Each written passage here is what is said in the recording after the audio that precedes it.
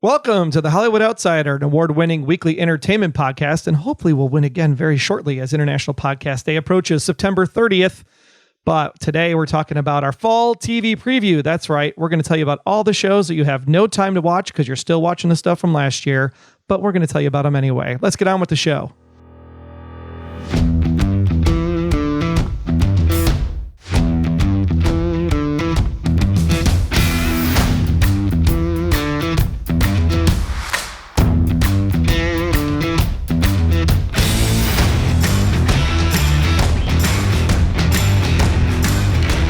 As you can tell, my name is not Aaron Peterson. We kicked that guy to the curb because we're just tired of listening to hear him talk all the time because we wanted to give Amanda and Arjan more time here to share their opinions on the show. And so I am Troy Heinrich, sitting in chair one this week, joined by Mr. Arjan himself. Wait, I have opinions? Absolutely. Lots of when? Usually just wrong ones. Oh, damn. Those opinions, I guess opinions can be wrong. I don't, never mind. Hi, Amanda. No, everyone has opinions. Hello. That's Amanda throwing shade right out of the gate. I gotta pick up where Aaron left off, you know? Is that how it works? Okay. So, yeah, somebody's got to continue throwing sarcasm and sass everyone's way. Well, then I lied. Welcome Arjan and Aaron to the show today. Hi, I'm Aaron Peterson. Oh my gosh, that's so wrong.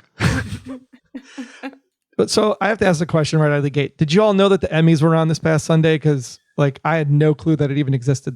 Not until 2 days before. Not until the night of did I know that the Emmys were happening. I was completely shocked.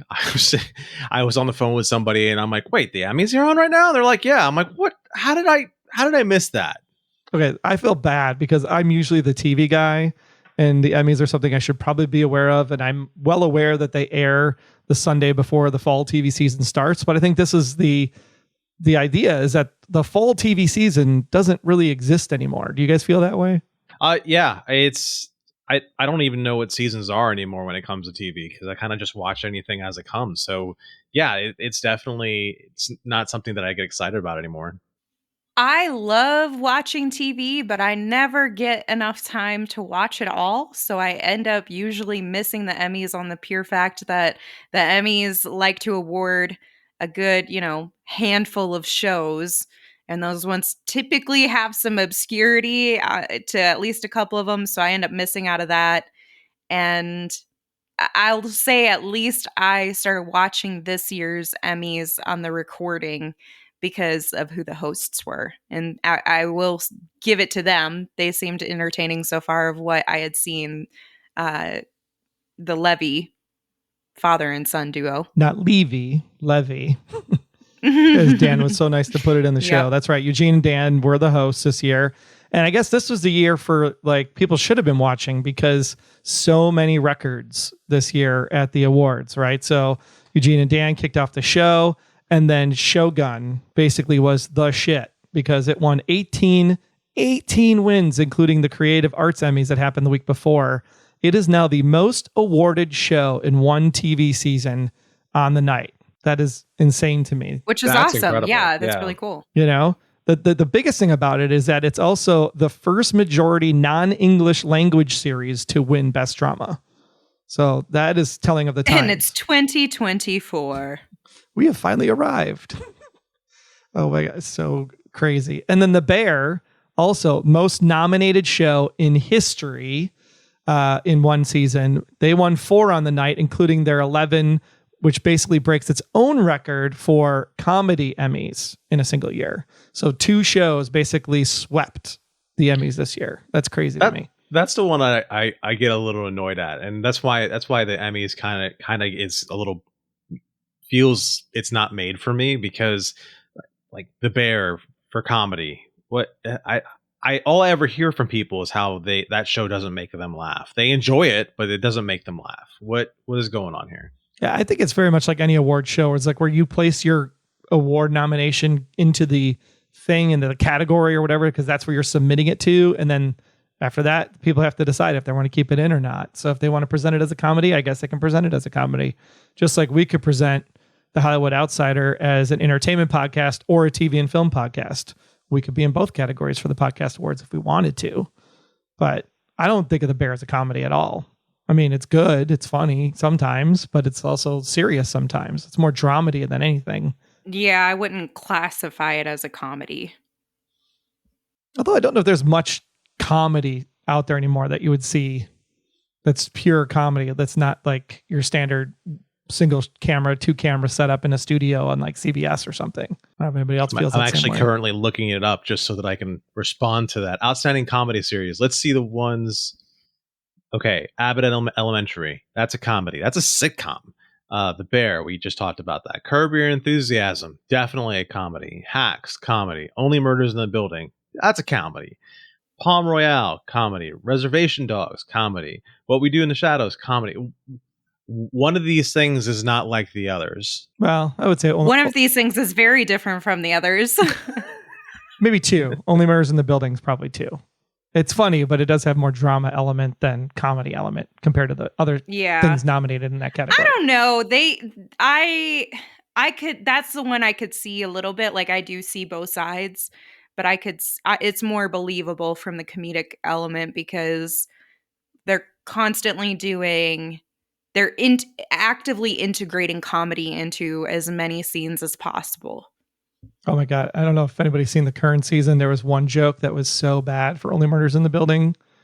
I don't want to give it away, but no, I haven't seen it yet. When you see it, you can't miss it. It is like, I swear, I don't know if they wrote this person's name in season 1 just to make this joke land 3 seasons later, but it was like, oh my God, I cannot believe they just made that joke.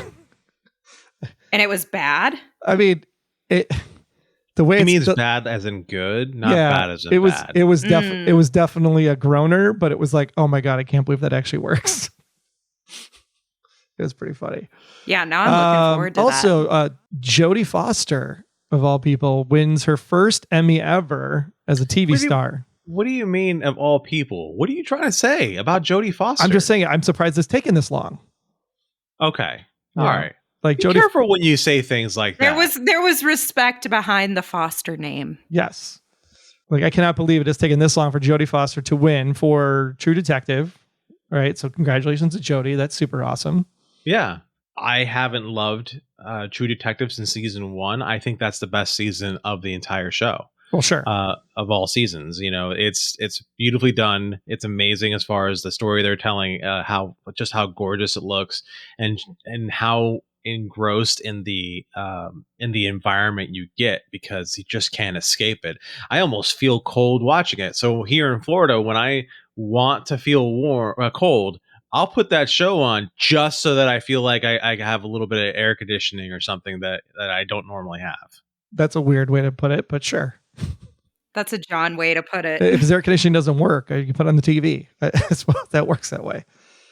I don't want to run up my power bill. I just go ahead and turn on the TV, West Wing, the West Wing cast showed up, 25th anniversary for them. I thought that was pretty cool. Dule up there with the rest of the cast, except for Bradley Whitford, who was shooting a movie somewhere in Europe. So that was kind of sad to not see Bradley up there. And also Steve Martin, Selena, all standing up on stage presenting their award. And I could just say, like, can we get them to host the Oscars next year? Like all 3 of them? Because their whole bit would be adorable. Their whole bit was awesome. And of course, we saw all this on the replay, not actually like live, because we didn't know the Emmys were actually on. Even when I did realize, or I saw a post, I think in our Facebook group about it a couple days before, I forgot immediately. So by the time it rolled around, I was like, oh yeah, that's right. Those are tonight. It is so crazy.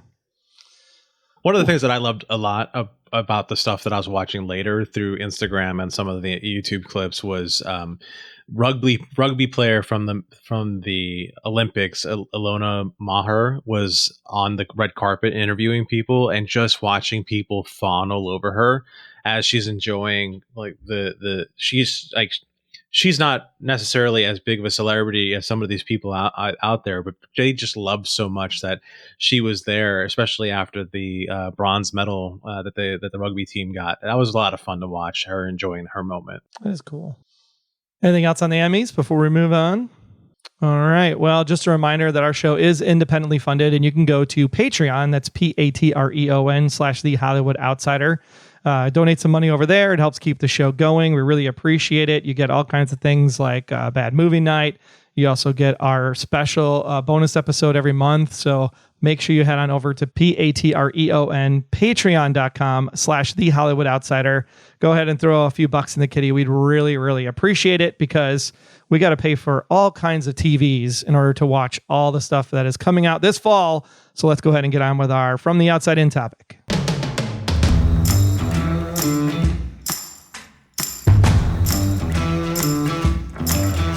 Fall TV used to be my favorite time of year. And now I don't watch a single thing, I think, on broadcast television except for that show that we shall not name, right, Amanda? Because they have us held hostage. Don't even start. Don't even start. You know what's funny is I was trying to find something to watch last night that I didn't have to fully pay attention to, but I knew would like kind of keep me interested. And I guess just kind of pass time. And I was so close to looking up Grey's Anatomy to see where it was at. Oh my gosh.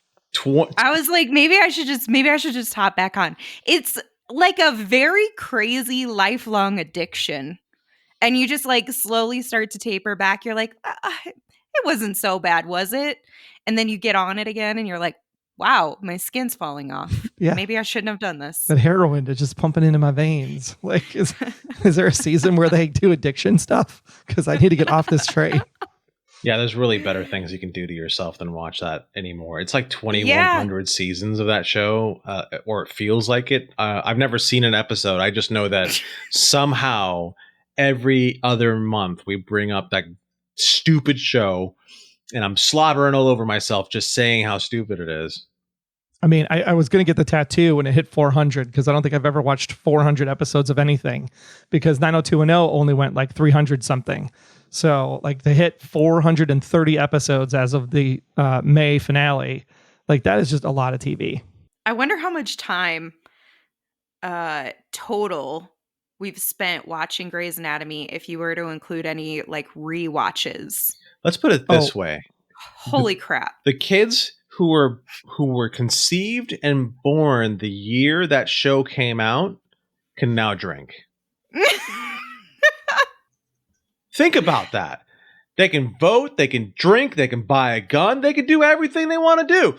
That is insane. That's a very long time. Yeah, when you put it that way, that's a very long time for a television John would show. Be incorrect. I know you're surprised by this fact, but John would be incorrect because Grey's Anatomy seasons. Grey's Anatomy's first started March 27th in 2005. So not quite yet. They can vote, but they can't drink. Either way, the voting is nuts. But the fact stands that John is usually a detail or two off from the truth. Hey, it's not my fault. 21 seasons to them it's 21 seasons, right? How many seasons is this? I lost track of the season count because there's like half seasons and short seasons and all that other BS, and it's 430 episodes. It's a lot of damn TV. That's all I know.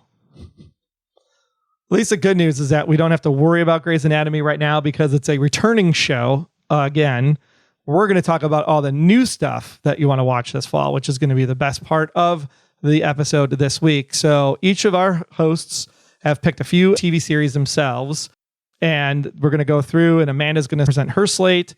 John's going to submit his slate, and then I'll go ahead and submit mine.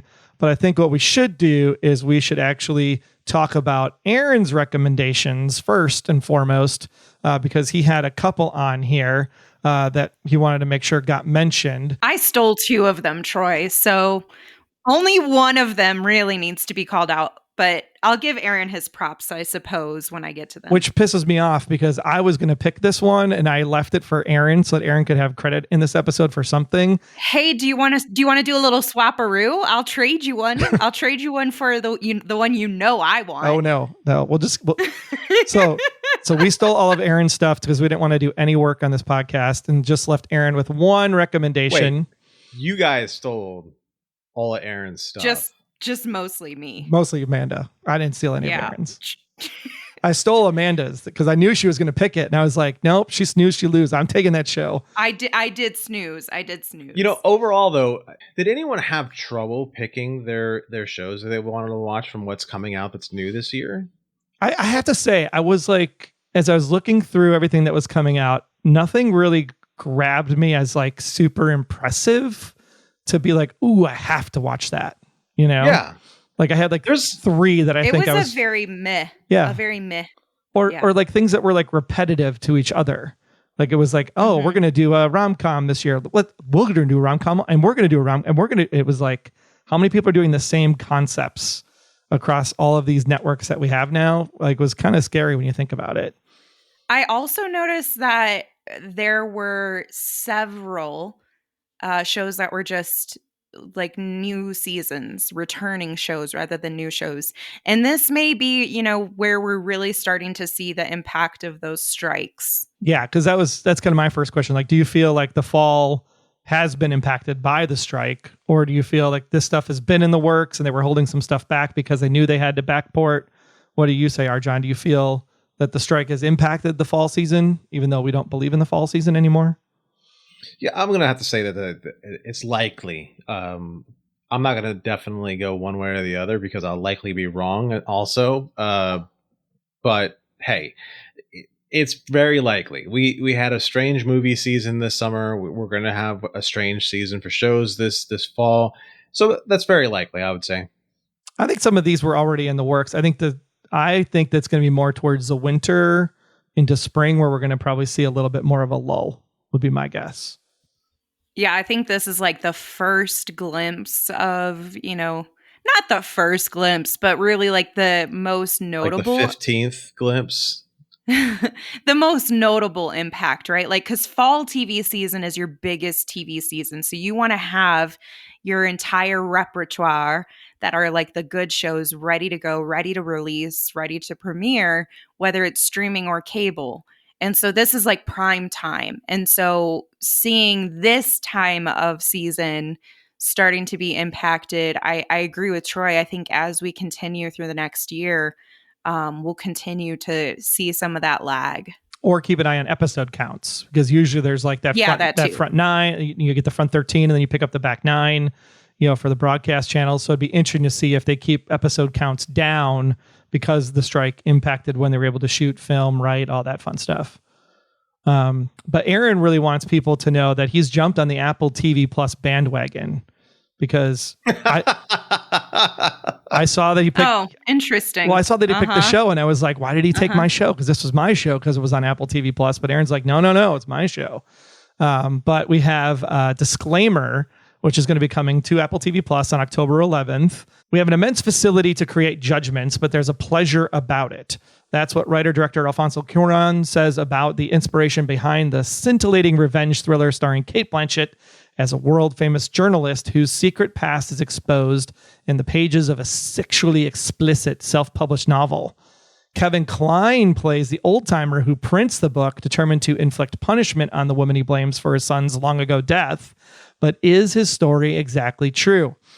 It hardly matters in the end because Blanchett's character finds herself publicly shamed and marked for destruction nonetheless. So I'm super excited because like Cate Blanchett, like TV stalwart, right? She's done some stuff also from Lord of the Rings fame, but Kevin Kline coming over to the small screen doing some stuff. I think this is going to be interesting. What say you all?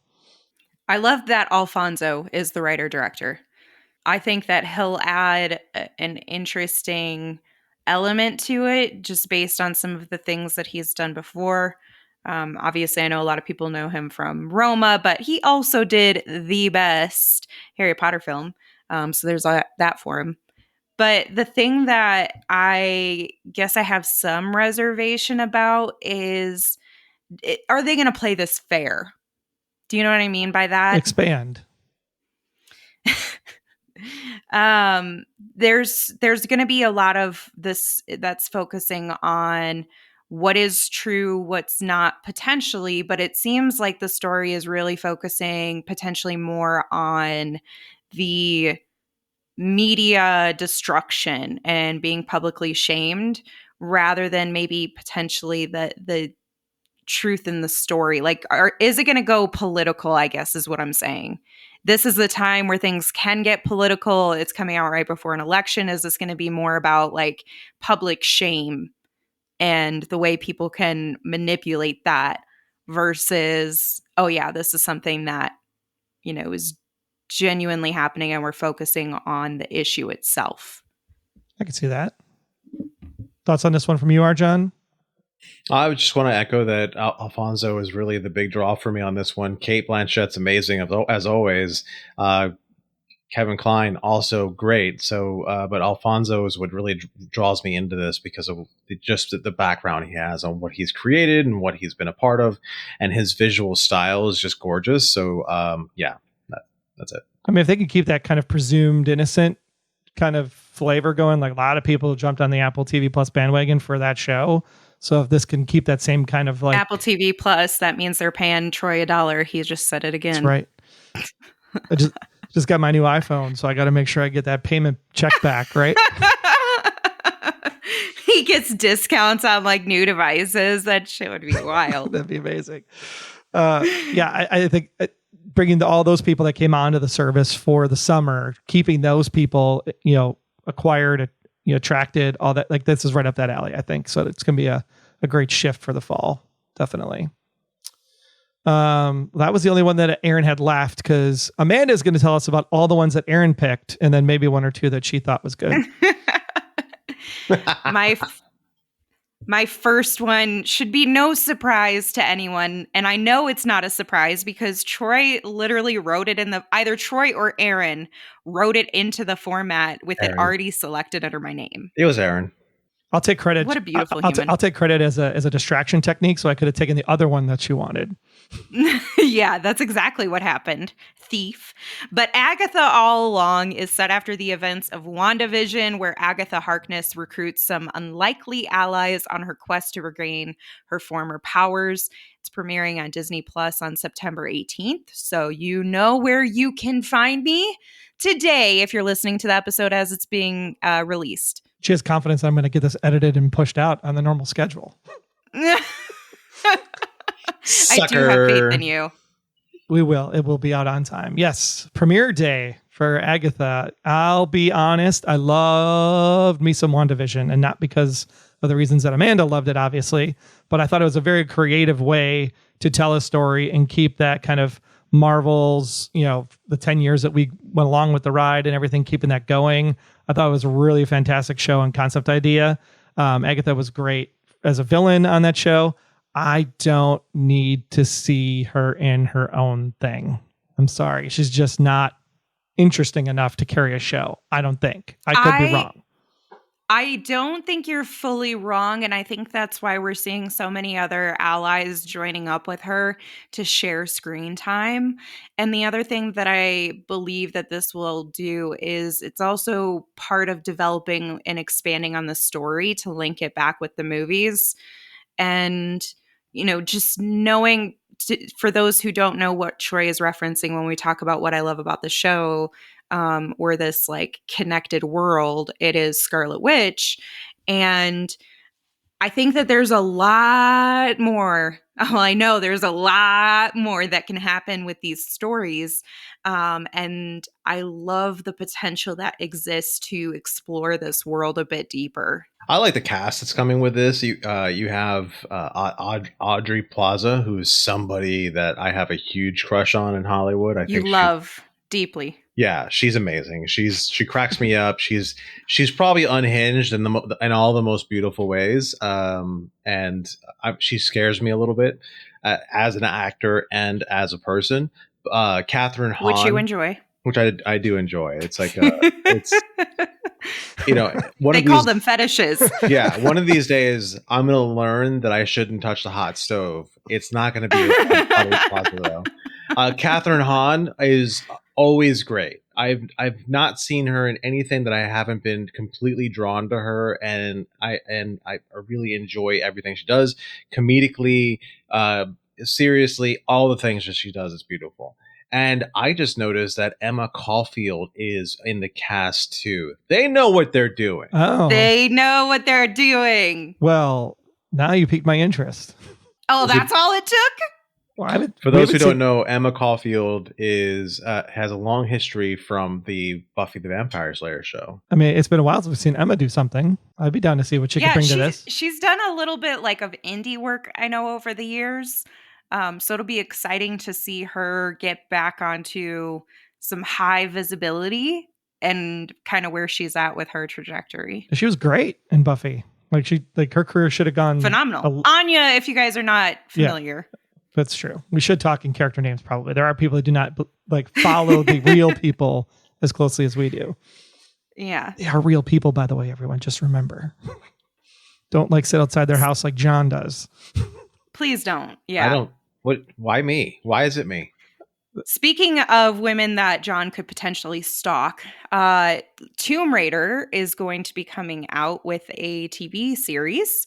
Its icon is going from the 1996 video game iteration and moving into the Tomb Raider, The Legend of Lara Croft. It's an animated series and continues the story of the trilogy of games that were recently released.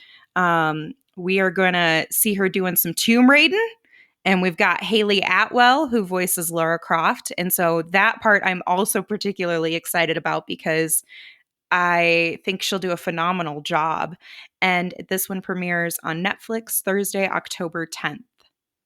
Yeah, I would pay to listen to her read a phone book. So I'm in. Well, I know you didn't steal this one from Aaron because Aaron doesn't watch animated stuff. So that is correct. These first two are both my own. But I know he likes Hayley Atwell, so maybe he would give this one a go. I'm not sure. It's, if anything, it's he's a cartoon. He will not. He's going to play it on his phone with it turned over on so that way he can't see the screen and it's just playing her voice. That's probably what will happen and he'll fall asleep to it. There you go. My only concern is I like that it's continuation of the video games. However, are people going to be turned off from that because they think they have to play the video games to understand the show? Or will the show stand for itself and then people will want to go back and play the video games as the prequel kind of thing? I think it's done so well over the years, keeping its name active with each generation, whether it's like a new video game or it's a new movie or it's just, somehow getting brought back into the ethers. Like it doesn't ever feel like Tomb Raider has really ever gone away. They're very strategic about keeping it alive. So I don't think that the name recognition will really be a problem from that standpoint. And I also feel like the people who are willing to watch animated series are likely people who have played the games or know at least a little bit about Tomb Raider. So I think they have a good chance. Their biggest hurdle, in my opinion, is going to be video game adaptations historically are not great. But I think they could be better when done in an animation sense versus live action 100%. 100%. But does everybody else think that way is the question, right? They probably also are just continuing to make Tomb Raider stuff because they don't want it to fall back into public domain and then people really do things with their boobs that are ridiculous compared to what they were in the video game originally. That's probably true. Although I really prefer the boobs of the 90s, the triangles. Those in particular feel like the most realistic depiction. I mean, we learned from Madonna. I suppose that's true. That is true. Personally, I really liked Alicia Vikander in when she did the Tomb Raider movie. She's phenomenal. Yeah. Yeah. So I don't know why they're just not leveraging her voice in this and why they went with Hayley. That's the thing I'm wondering understand. if they just don't want people to think that they're like connected worlds because they're still continuing with that film. I hope so. World. Been waiting for it. Right. I'd love to see another one. Yeah. I was like, I think they have something, but it's also been a few years. Yeah. But didn't they have a significant delay with the next one coming out or something? Correct. So, yeah. Crossing fingers. What else you got? All right. So, this is one I did steal from Aaron, but also I'm very excited about, and I'm glad that I did get to steal it. High Potential is coming to ABC on September 17th. Caitlin Olsen is a single mom with an exceptional mind whose unconventional knack for solving crimes leads to an unusual partnership with a by-the-book detective. It's in Aaron's words, it's psych for moms. Rob Thomas, who was the creator, writer for Veronica Mars, directed several episodes, was originally the showrunner for this. And that got me really excited when I first read that. And then I continue reading, and we find out that he left, and it is now Todd Harthan.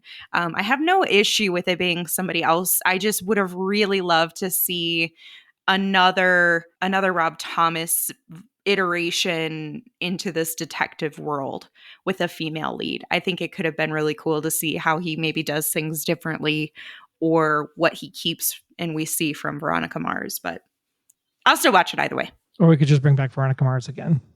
Or we could do that. But then, you have like 90% of the fan base that's like, but you have to deal with Logan. Or we don't. Wink, wink. Or don't. Yeah, no, I think this is great. Rob Thomas is amazing in the most of the stuff that he does. So I would watch anything Rob Thomas puts out. Olsen looks funny and witty. The whole bit with the baby is great.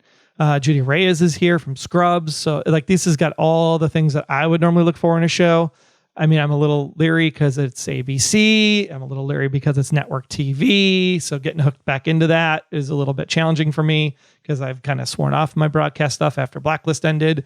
So, but it will be on Hulu because, that's where all the ABC stuff goes the next day. So I'll give this one a go. I think I'll check out the first couple episodes and see how it is. I was looking up Todd Harthan's pedigree, and it's not a terrible pedigree. He's a producer on Psych for a while, Gravy, Rosewood, The Resident. Okay. So he's got a lot of affiliation to the boys, to the fellas. Yeah. So he's got Psych fellas. He's got some chops that might make it work. So I'm not too worried about Rob Thomas not being involved. Still invested. He can go play with Matchbox 20 all he wants. Not that Rob different Thomas. one. Different. What? That's not the same one? No. They both have the same name, but different people. It's a great. I like that. There's a bit from iZombie where they make fun of it in one of the seasons. So that's why I said it. That's fine. It's 3 a.m. and you're lonely. We get it. That's my true. next one is sorry. Well, my next one is also stolen from Aaron. This one, I'm not going to lie to you. I'm not as excited. I mean, maybe I'll watch it just because Kathy Bates is in it, but just because I wasn't wild about original. Anyway, Matlock premieres on September 22nd on CBS. And I know Aaron is very excited for this and loved the original Matlock. I know he's always down for a good legal procedural. It is a reboot of the 1986 Andy Griffith classic, but this new Matlock is Kathy Bates, Madeline Matlock, in what she claims will be her final acting performance before retiring. As a woman who rejoins the workforce in her 70s at a prestigious law firm, there's a lot more to Maddie, though, than meets the eye. One of the things that entices me about that is I'm very curious how they're going to, what things she's going to encounter and endure, what they're going to show from like working at that age, which is very different. We didn't used to have that experience, but here we are today in 2024. Well, it's because everybody has to work when they're 70 now because inflation and all that fun stuff. Exactly. But I love Kathy Bates. She's phenomenal in everything that she does. And if this is going to be her last performance, then I think everybody owes it to her to watch it. So Matlock is premiering again on September 22nd on CBS. What say you fellas? So Arjan, Matlock was probably playing, to somebody when Amanda was, baking in the womb, and probably. I don't even think I was baking yet. Did you watch Matlock back in the day, Arjan? No, because I like to chew my food. I don't think. Oh my gosh. You cannot use that. That's terrible. No, you could use that. That's fine. Yeah, Matlock was just not the show for me. So no, I never watched it. And this is one of those ones where I'm like, I don't know why anyone's really excited about this, but okay, I'll let you all have it. Hey, courtroom procedurals, I think always do really well. especially if they're still airing on the same network that they were airing on the first time it came around. Thank you, CBS, for making what's old new again. Yeah, it did what it was supposed to do back in the day. It was interesting, entertaining, case of the week kind of thing. So I'm curious, probably much like Aaron, will this stay more procedural, courtroom type TV, or will they start weaving in like all the drama and all the soap opera and all of that stuff that you get from a modern day broadcast show today? If they can keep that stuff out of it, I think it'd be a really great way to look at it, to have, a strong female power attorney kind of thing.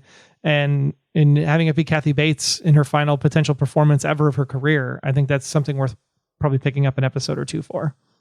So my last one, I'm very excited about. It is giving us a good old Good Place reunion between Mike Schur and Ted Danson, because they're teaming up for A Man on the Inside, which is a comedic take on the Oscar-nominated documentary The Mole Agent. It follows an older man played by Ted Danson who was hired by a private detective to be a mole in a nursing home. This also has Mary Elizabeth Ellis and Stephanie Beatrice, who star in Man on the Inside. And I'm very, very much looking forward to, one, having Schur and Danson team back up, because Good Place was phenomenal. I think Schur is such a phenomenal, he's a great series creator and writer and director. He knows how to guide his teams into a very entertaining, heartfelt, very enjoyable and lightweight type of content, which I don't think is an easy feat to make it consistently. Like, I'm engaged in what the show is giving me constantly. So between that and the comedic element of having someone be a mole in a nursing home, I'm very, very excited for this. Yeah, no, it seems like a lot of fun. I almost made my list, but I decided to leave some things for other people to enjoy and talk about. I do like Stephanie Beatrice that's in this, and Mary Elizabeth Ellis is also fantastic. I'll give it my 3-episode rules. 3 episodes in, see if I like it or not, and see if I want to continue. I mean, I am the person that I'm like 50-50 on the Mike Schur shows personally. Like, I enjoy it occasionally, a few episodes of Brooklyn Nine-Nine. I occasionally enjoy a few episodes of Parks and Rec. Of course, I love The Office.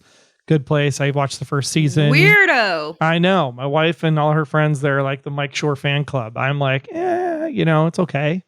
Probably because The Office was just so good and I got spoiled the first time around, so I didn't have to watch anything else. But this has potential. It could be interesting having someone that has literally been in 2 different nursing homes in the last year. I find it very interesting because I like, what is going on in this place? Like, who is on staff and who is walking around? And I ask a lot of questions because my mom is now in that place. And I'm just like, this seems like this could be absolutely full of like funny capers. Just moving her into the place was like a circus. So I can only imagine what you could do comedic wise with like, who parked in my parking spot and who left the garage door open. And how fun to make, like, not to make light of those situations, but to make them more relatable and like collective from the experience. All right. So looking back, we have Netflix, ABC, CBS, Netflix, Disney. Okay. So you're pretty across the board. I didn't have any Apple TV Plus, but if they want to discount my phone, then I absolutely will include it as all 6. Everything they come out with. It's weird. Apple TV Plus seems to be my only subscription anymore. All right. Moving over to John. What do you got for us there, buddy? All right, so coming out on September 19th, which is the day after Agatha, it was Agatha all along, comes out, is on HBO or Max or whatever it is you want to call the channel anymore, because I don't have any sort of clue. It's The Penguin. This is a follow-up to the Matt Reeves Batman show, or Batman's movie, from 2002, and it focuses on Oz Cobb, the Penguin, who is going to be the amazing actor that you can barely see under all that makeup, and it still looks real, Colin Farrell.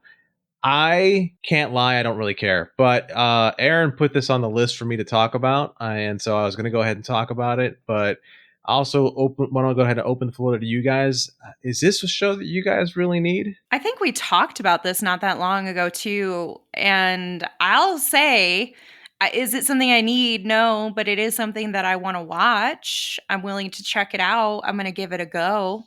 I think that there's always potential, and I don't want to nix its potential. I think Colin Farrell does a great job, and it's just a matter of basically how entertaining and enjoyable can they make that character and the story around it when he's typically a character you despise. So how are we going to root for him and stand beside him, if that makes sense? Yeah, I get it. What about you, Troy? I mean, for a long time, HBO Max was like my go-to service. Like it was number one on my spot on my Apple TV, even ahead of Apple TV Plus, if you can believe it. And I just feel like HBO is kind of like, I don't know, fallen away, or they're doing the bare minimum just to kind of keep the brand alive at this point. So to kind of re-infuse the DC brand into this, I think is a good move for them. Timing of it is like, looks like, oh, look at that, we're riding Marvel's coattails once again. So you got that going for it. But Colin Farrell played an amazing Penguin in the Batman movie from 2022. So the fact that he's coming back, the fact that, you know, it's going to be some interesting stories that we never really see about the Penguin specifically, and diving a little more deeper into that, I think that's interesting. It's a shame that it's not going to be part of the James Gunn extended DC universe. But who knows if this is like a planned launching point for that or something. We'll have to wait and see. But I'm intrigued. I don't understand why they're dropping it in the middle of the week and not on a Monday or Sunday, typical HBO drop kind of thing. Yeah, it does seem a little bit weird. My next show that I want to talk about is on November 19th on Hulu. It's Interior Chinatown. It's based off of Charles Wu's 2020 novel of the same name. The story follows Willis Wu, a background character in a fictional procedural called Black and White, who dreams of becoming something much bigger, but his plans are halted when he accidentally witnesses a crime. If the show is anything like the novel, people are anticipating heavy explorations of themes that include identity, racism, and the American dream, and stars Jimmy O Yang as Willis Wu, Ronnie Chiang as Fatty Choi, and then one of my favorite people or to watch on TV, Chloe Bennett is making a return to television, and that's going to looks like a very interesting show. Troy? I mean, when you're going to adapt a book, adapting book to movie, much more challenging because you have such a short runtime for what the book can do. When you move it into the TV series, it makes it definitely an interesting, gives it that space that it needs. I'll be interested to see if they do most of the book and then go on their own way, or if they do part of the book and then do another part of the book for the next season. It's definitely an interesting concept of taking, you know, an actor doing this fictional procedural and then going ahead and accidentally seeing a crime and then having to follow that whole thing as they're actually doing a crime. The concept of it is good. The adaptation part is going to be what's going to make or break this, depending on how many fans of the novel actually bring knowledge to the show and fans to the show when it airs on, what was that, November 19th on Hulu. I said that. Yeah. Amanda? Yeah, I'm in complete agreement. I mean, it definitely sounds like it could be interesting whenever there's an adaptation, especially with something that's so, I guess, important of a topic, is the language I'll use and like how that gets portrayed, how that gets adapted. We know, we've talked about before, book adaptations can make it difficult for you to really get the full experience that you were getting prior. And so I can definitely see this being something that is, you know, either hit or miss, just depending on how well understood the original property is and how they get that across. Yeah, I think most people remember Chloe from Agents of S.H.I.E.L.D. I think it was probably the most current thing she was probably in.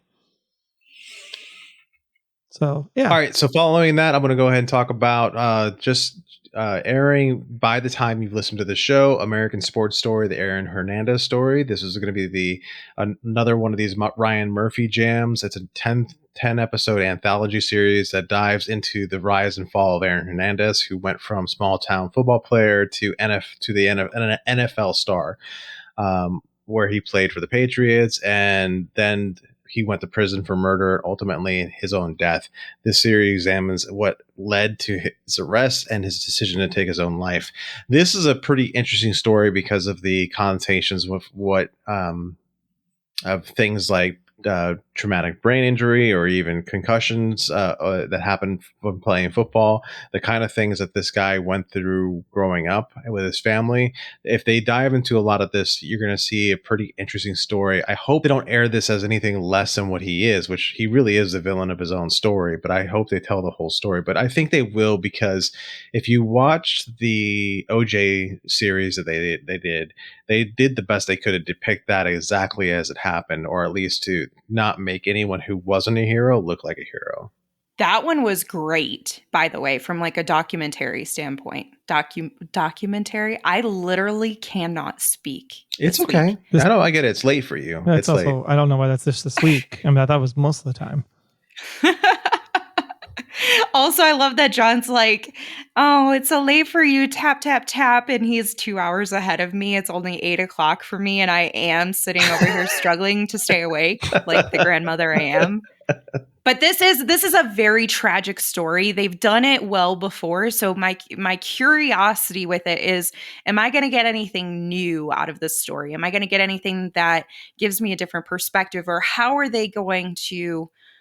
what are they going to tell that hasn't been told already? And I think that's the challenge, right? How do they make this feel new? How do they make this feel fresh? Especially since the American Sports Story, this one is the first of 6 series that's going to be coming from Ryan Murphy. And this one in particular is going to be created by Stuart Zeikerman, who did The Americans and The Affair. So from that perspective, I think the storytelling aspect coming from Stuart, I think it'll be very interesting to see how he puts the story together. So I think from that perspective, we're actually going to be really interested, right? Hernandez himself is Josh Rivera, right? Musical theater performer, starred in Steven Spielberg's West Side Story. And he's with the National Touring Company Hamilton. So strong acting, strong writing in the background. Great actor. I think this has really good potential. Everybody should at least check out a couple episodes. I mean, it's only 10, so wait till all 10 are out, watch the whole thing. It'll be interesting to see how well they do it to keep it real and at the same time not make it too stylized or commercial. Mm-hmm. All right, so following that, I have something that I am pretty excited about. It's going to come out sometime in November. They aren't sure. They haven't nailed down a date yet. It's going to be on Max, and it's Dune Prophecy. This is going to be something that's set 10,000 years before the events of Dune and the ascension of Paul Atreides. This new spin-off series follows 2 Harkonnen sisters who combat forces and that threaten the future of humankind and establish the fabled sect known as the Bene Gesserits. This series is inspired by Brian Herbert, who is Frank Herbert's son, and Kevin J. Anderson, who is a very well-known sci-fi writer. The original story that it's going to be based off of is Sisterhood of Dune. What do you guys think? I mean, I watched the Dune movie and its prequel, right? The prequel was a snooze fest. So I don't know if the prequel of the prequel is going to be any good. Because, oh my God, the first Dune movie was so bad. Second Dune movie is great. First Dune movie, snooze fest. So if this has the action of the second movie, I'm all in. If it's going to be like the first movie and it's going to be a whole bunch of like boring history, House of the Dragon. I'm sorry, did I say that out loud? Before there's any action, then it might not be so great. But I'm all for the female empowerment side of things. Like, I think this is interesting to see badass females doing fight and stunts and all that good stuff. Like, I am down for that any day of the week. Yeah, that part is great. I have only seen Dune Part 1. And so I don't have great perspective on the story. And so I would say right now, 0 interest. Maybe based on this conversation, I'll give Dune Part 2 a try. Maybe I'll enjoy it more and have different feelings. But yeah, that first one, oof. Okay. My next show coming up on October 10th on Peacock is Teacup, which is going to star Yvonne Strahovski and Scott Speedman, Kathy Baker, and a whole lot of other people. Might end up being something more to the tune as the anthology series, but this is coming from the great mind Behind the Conjuring, which if you want to listen to a good episode of a podcast on the movie The Conjuring and the events that inspired it, there's a little show called Inspired by a True Story that will be coming back to us in October and releasing a new episode soon as we start our second season. I don't know where you're going to find it. Maybe in your usual podcast provider. I don't know who's on the show. Maybe it's almost like it may be correct, John. I don't know for sure, but correct me if I'm wrong. But I think I read that it was part of the Hollywood Outsider Network. Ooh, you know what? I think you might be right. I saw it on the website the other day, so you might be onto something. We might be onto something. So if you're a fan of true crime and or stories that are that inspire television and movies, check out that show. That's that plug for our other show. I am moving right along. So from James Wan, the mind behind The Conjuring, Megan, and is going to be the showrunner. Oh, I'm sorry. He's going to be the showrunner, as well as with Ian McCulloch comes the horror thriller about a family trapped in a farm in rural Georgia. If anyone's been in Georgia, you know being trapped on anywhere in Georgia sucks. And everyone must unite with their neighbors to fight off a mysterious, deadly threat. All right, guys, what do you guys think? I mean, I know a lot about rural Georgia from The Walking Dead, so I know that that's not a fun place to be. But you said Yvonne Strahovski and Scott Speedman, and I was like, done. I'm in. I'm here for it. I'm excited. You literally just had to say James Wan for me, and I was like, done. Yeah. And I'm not like a horror Yvonne's person. great. Scott Speedman, I can take or leave. But yeah, Yvonne's great. But see, if Scott's doing this, then he's not going to be back on Grey's Anatomy, so that's a good thing. Because Scott can do better than Grey's Anatomy, and he can do better than Meredith. Okay, I'm done now. Wait, which one is this? Who is this? This is Ben from Felicity. Oh. Or also from season 3 of You, The Next Door Neighbor. So specific. Right. Troy is a walking TV encyclopedia. It's ridiculous. Some days. Like Yvonne is amazing. Like I have been dying for Handmaid's Tale to come back because of where they left it off. If you could put Yvonne back on the screen, I'd rather she'd be in a 24 reboot. But this will be great. I'm excited to see what this is about. There's not enough in the teaser trailer to give anything away. I'm super excited to see what they're going to do with this. Yeah, she's phenomenal. I'm really bringing it back in 24, the reboot. Okay. Yeah, that would be, yes. Moving right along, my final show is coming out on October 3rd on the CW, which is going to be the only CW show that I would give it a try to. I was going to say, is it connected to Supernatural somehow? What is going on? Yeah, I wish it was, but it's not. It's a show called Joan, and it stars Sophie Turner and Frank Delaney. And it's a show that they purchased from ITV, which is one of the broadcasters in England. And it tells the story of a businesswoman and a jewel thief fighting to get her daughter back from a social services. It just looked it looked very interesting to me when I saw the information on it, and it's got Sophie Turner, so I'd like to see what else she can do besides what she did on Game of Thrones. I don't know. It just doesn't get me going. And Sophie Turner was not one of my favorite parts of Game of Thrones. I know everybody loves her. I think she became a much better actress by the end, but I just don't think she has a wide range of talent. So it doesn't draw me in innately for that either. I will defer to John's opinion after he sees some of it and will make a decision from there. I'll probably get the hate mail because I already slammed House of Dragon on this show, but I didn't think Sophie Turner was really that great of an actress. I think she grew into the character. Oh my God! She grew into the character over time, right? Like she got there eventually, but it's like, she just looks like, I don't know, she looks like a wet blanket sometimes that I can't get behind and take her seriously as an actress. So I watched the trailer. It seemed interesting enough because I like the jewel thief concept behind it and what she's doing in order to, go from place to place to place in order to make the money she needs to make in order to get the things she needs to get. Like the concept of the show seems great, But every time I saw Sophie, I was just like, oh my God, it's her. And she just doesn't look right. And then they have her wearing wigs and different makeup and different styles. And I was like, where's Jennifer Garner when you need her? We can just do Alias over again and this would be fine. Get over it. Jesus. Never. For God's sakes, He man. grudges. Never. I mean, oh my God. And then this is the best part. When I was done watching the trailer, it was like coming to the CW. And I was like, what? That is not a CW show. There's no pretty people in here. There's no sex in here. What is the CW doing? Like, this should not be. This is a Hulu show or an FX show. This is not a CW show. Like, what is happening? Well, you're right. It's not a CW show. They bought it from England. But can you stop with the whole, like, let me find a way to bring this back over to... I don't even want to say the name of the show anymore because you're just gonna find a way to bring it back to that. I mean, they brought back Elektra. Why can't they bring back Jennifer Garner and Alias? Stop. She was badass. John doesn't get angry very often. I'm genuinely concerned for his mental state right now. I think we need to take a step back. It's not good. It really isn't. Well, I think right out and say it. I think we love you, John. What you can do, John. What you can do, John, is just enjoy your time watching a CW show. That's all I'm gonna say.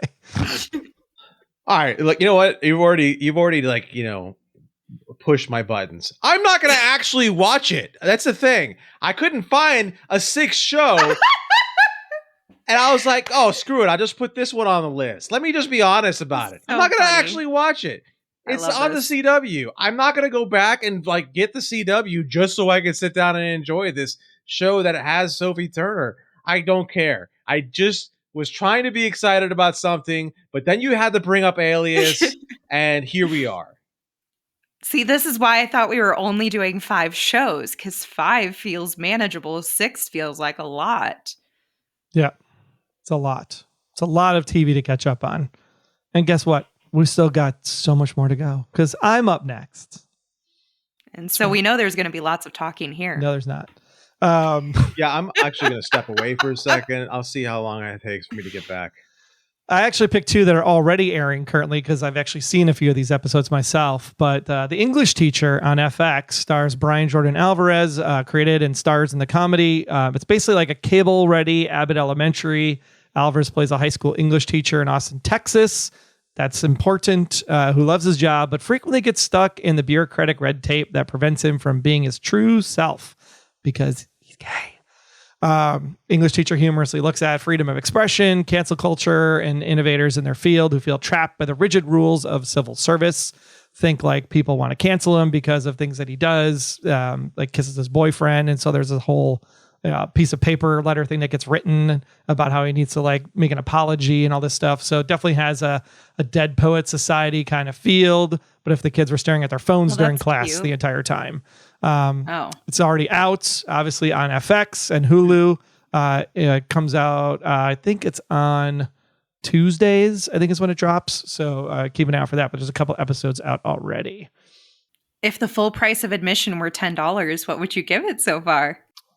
$650. That's good. Yeah. Okay. Because that was one I was interested in watching. It's good enough for me to check out. It was like the first episode was like, yeah, this could be good, but it's just missing something. The second episode was better.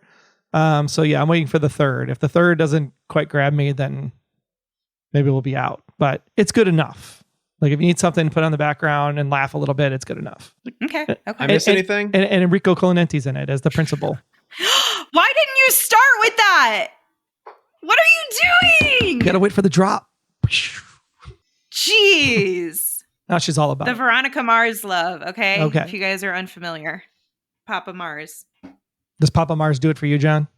No, it doesn't. Not even when he was in Flashpoint? He has no idea what we're talking about. He I've never literally watched left and went to the restroom. Yeah, there's that. There's that. And I've never watched one moment, 1 minute of Veronica Mars. I remember there was one time back in back in like 2010 or something, I was in the middle of like a Walmart. It might have been 2010 because I think that's the last time I actively went into a Walmart because I wanted to.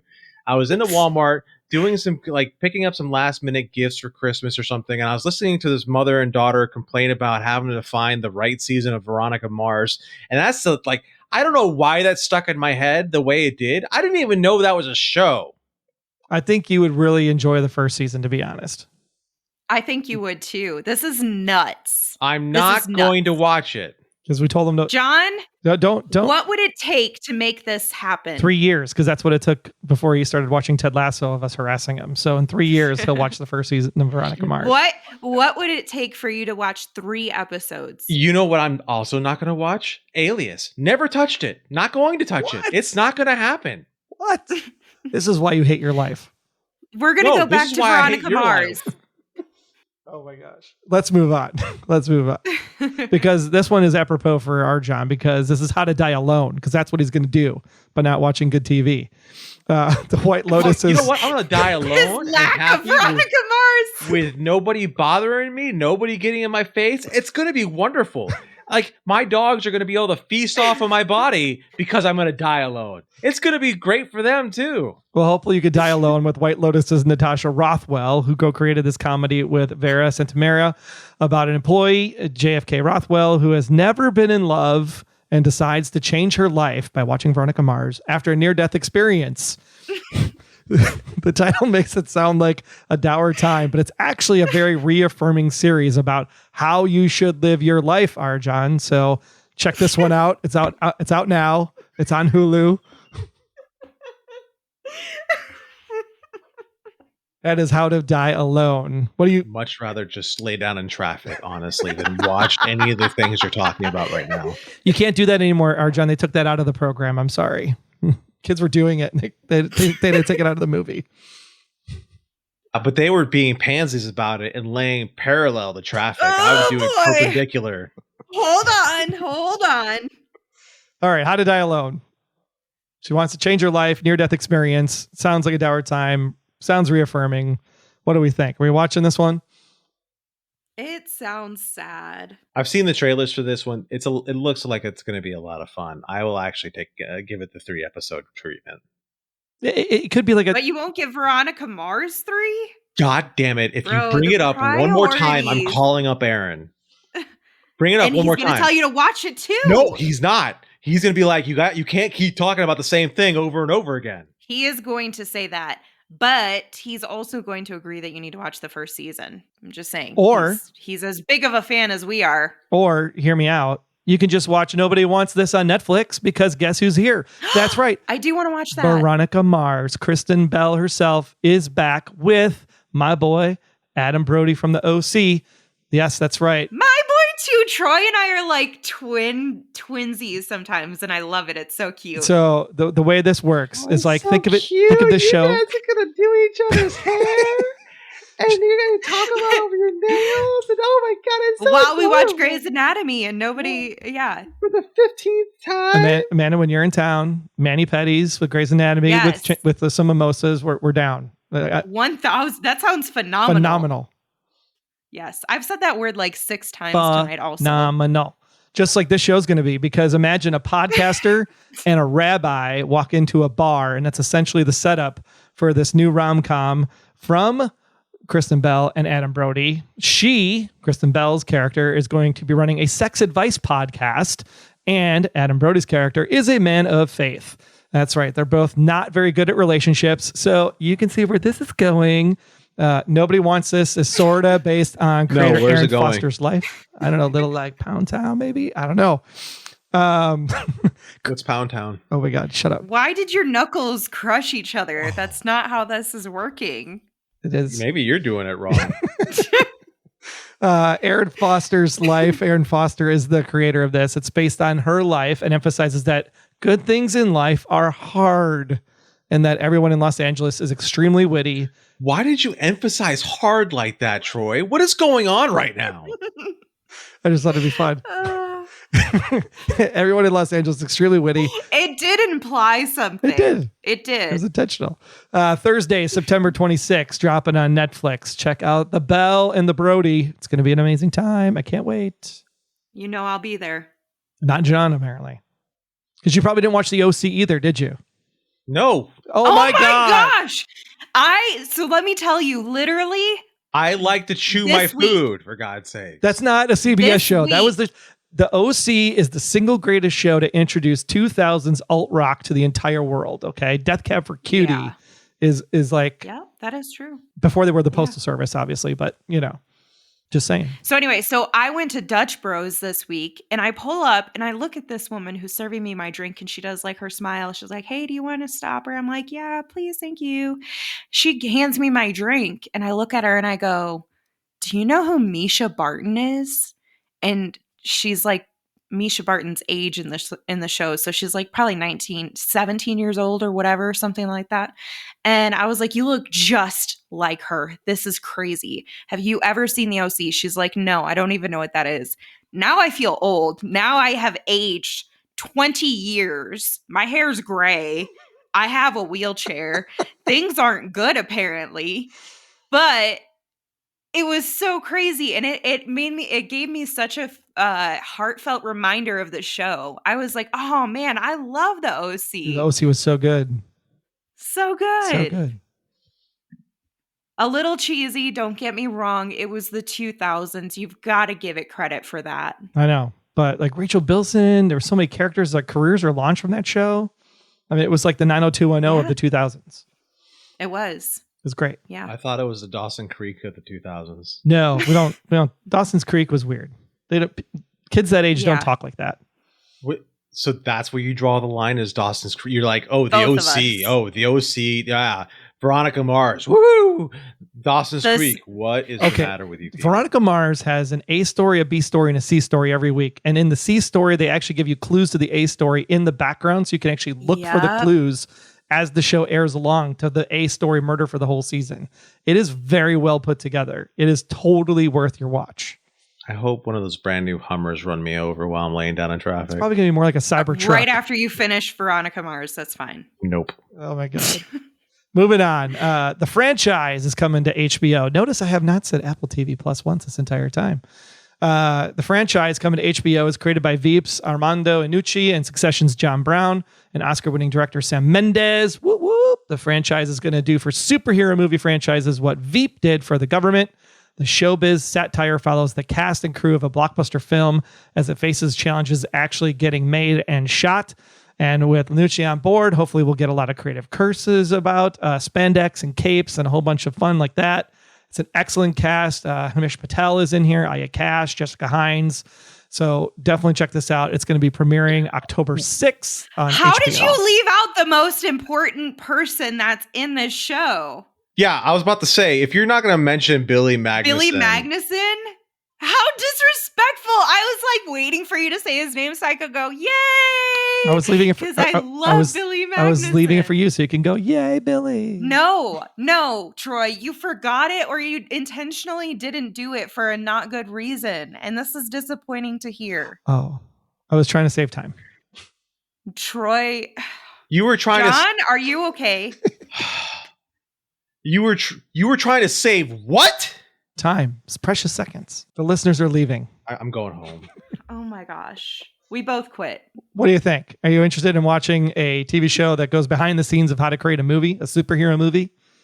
You mean one that has Billy Magnuson in it? Sure. Yeah, I'd love to watch a show with Billy Magnuson in it. I'm excited to see it for Himesh Patel. He's pretty funny in the trailer. So I'm excited for the entire cast. Aya Cash. I've heard it several different ways in my head already. If you don't remember, she was Stormfront in The Boys, and I just love the fact that she's in this. Billy Magnuson is someone you can't miss because in just about everything he's done, he's been amazing. So, Troy, shame on you for not bringing it up. All right. Going to Amazon Prime. It has been nearly 30 years since Morgan Freeman brought brainy forensic psychologist police detective Alex Cross from James Patterson's novels to life in the film Kiss the Girls. we won't even talk about Tyler Perry's version in 2012. But now Black Adam alum Aldous Hodge takes on Alex Cross in the new series, already picked up for a second season. I'm going to be playing him as a much younger, buffer version of the Driven hero. Ladies, he looks good. Who digs into the psyche of killers and criminals to catch them? It's going to premiere on November 14th on Amazon Prime Video. I love the Alex Cross character. I think this is going to be amazing. Just curious to see what kind of bravado, gusto, humor combo he brings as he starts interrogating people to the table. I'm really excited about this. Aldous Hodge, he's somebody else I'd actually pay to listen to him read a phone book too. Yeah, he's swaggy enough that he makes. I'm sorry. Whoa. Swaggy. Swaggy? Yes. Like he has swag? Yeah. Because if he's swaggy, he exudes swag. Right, there you go. Again. Better. He has so much charisma when he enters a room that it's engaging, it's contagious. So I think he'll have a really fun approach to his interrogation. I love the character as well. I love the concept of basically what was my childhood dream to understand the psyche of killers and people who do horrible things. And so I love to and obviously catch them as well, trying to make sure that basically you're getting rid of as many as you can, removing them from the streets per se. And so I think it'll be really entertaining and fun, and he'll be a great star in it.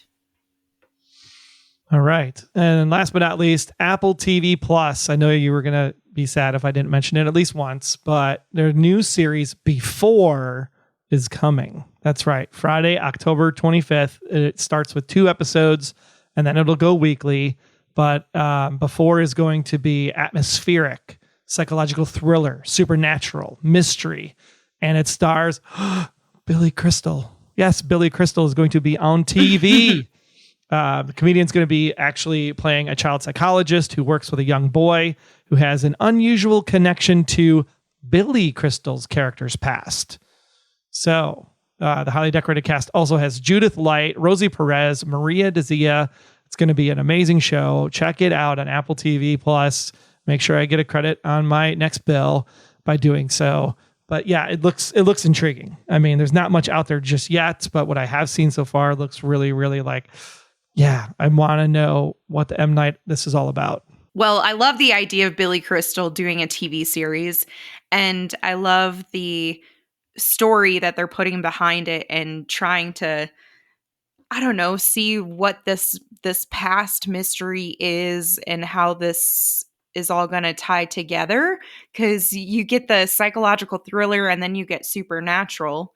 And I'm like, where are we going to meet at with this? So it's very interesting, has a little bit of intrigue and a mysteriousness to it. And it's on Apple TV Plus. So I know Troy will tell us on day 1 how it was. Oh, for sure. Definitely.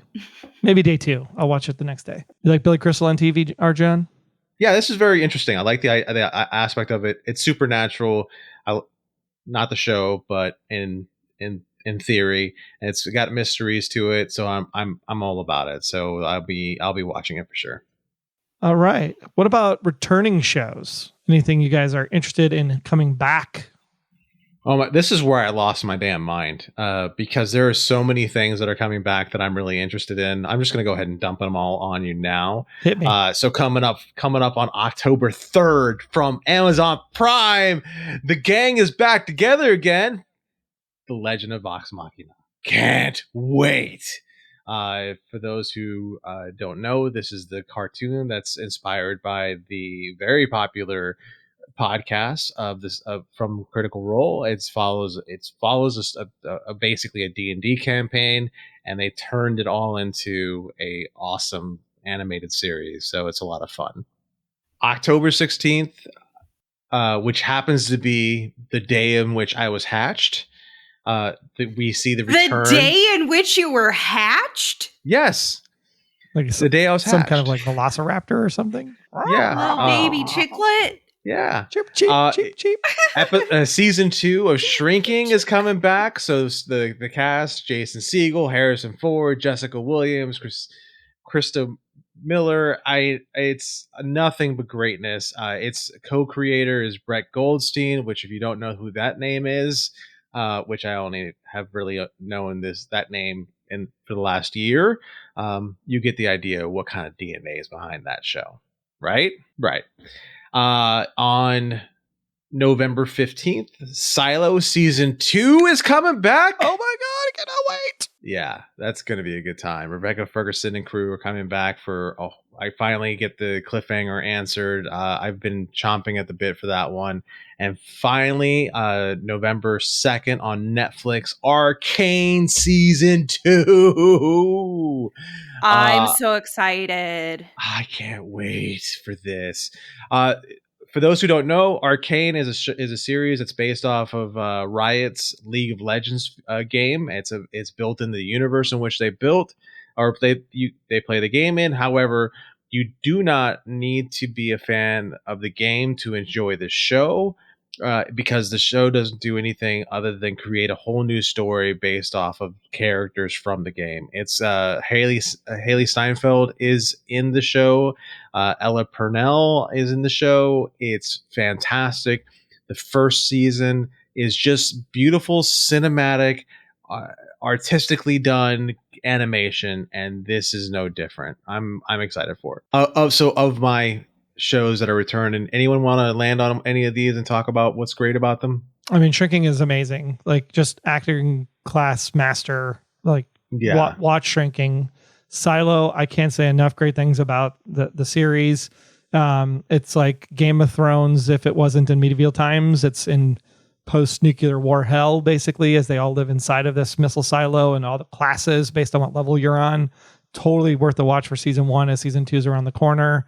I can't wait to see what happens with the reveals that happened at the end of season 1, how that plays out for season 2. Like, I'm so excited for Silo to come back. That's probably about as much as Severance, but they haven't given us a date for Severance yet. But Silo for sure. Actually, I just looked that up because I was trying to figure that out for myself.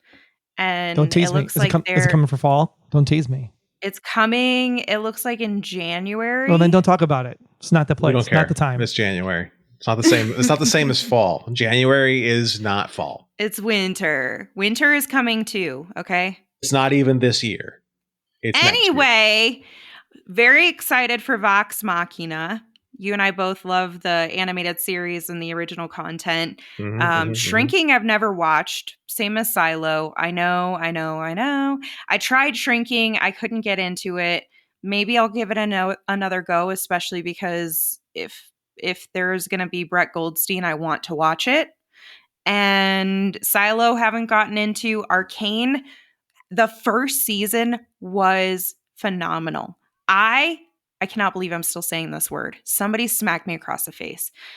Bet. The first season of Arcane was so creative, so visually beautiful, like in a very, I don't even know how to explain the art. I'm sure John could explain it in like real technical terms, but it had a lot of animation to it, but your characters felt very real in a lot of ways. They didn't feel as animated as a lot of animated shows are. They felt very alive. That's true. The rigging and all that behind the animation makes it feel very alive. The fact that you have actual brushstrokes on a lot of these characters makes it feel very alive. And they did very well is they did transfer. One of the things that I do enjoy about the video game is that the character cards for each of these characters, there's about 1 billion of them now in the game because every couple of weeks they come out with a new one. But the character cards are gorgeous pieces of art, and they managed to bring that over to a 3D animated layout, and it is, you see brushstrokes, you see chiaroscuro, you see all that. It's fantastic. Yeah, so I would tell you, even if you're not usually into animated series, which it's very limited for me, I loved that one. Like I was waiting for the second season after the first one finished. Well, I was not an Arcane nor a Vox Machina person because Netflix and Prime Video, not the two services I typically go to. So I am behind the train on those. But I am going to let people know that part 2 of the Outer Banks season is dropping soon. So make sure you check that out. October 10th, and then part 2 will be out on November 7th. So Outer Banks is continuing its run over there. Also, need to mention that Abbott Elementary, obviously big show from last year, October 9th on ABC. But the one that everybody's waiting for in the Walking Dead universe is the return of the Daryl Dixon Better Version season 2, because Carol is back, bitches. Yes. I don't know how she's going to find Daryl. Since last we left Daryl, he was in France. But it'll be interesting to find out what Carol brings to this piece of the Walking Dead universe. I cannot wait. Super, super good. Carol's so good. I love Carol. Carol could have her own show. Carl.